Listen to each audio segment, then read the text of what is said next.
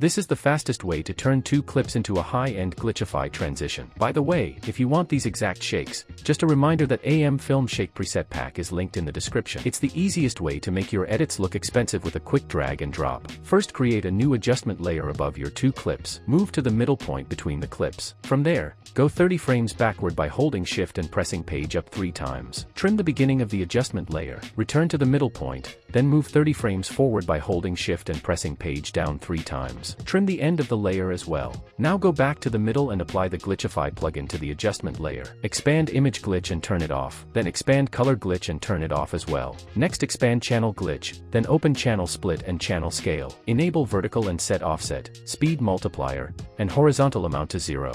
Now expand Advanced, then Channel Scale, and enable Fill Gaps. Make sure you are at the middle of the layer and click the Glitchify Amount stopwatch to add a keyframe. Scroll to the beginning of the layer and set the amount to 0. Then move to the end of the layer and set the amount to 0 there as well.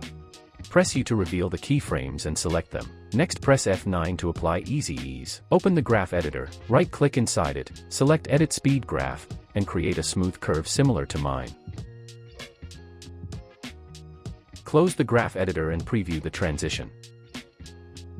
For a better result, I will add a shake from the AM Film Shakes pack. You can find it in the description below, and you can also check my shake tutorials on the channel. To make the shake smoother, hold Alt and stretch the shake layer slightly. Now preview the transition again, and we are done.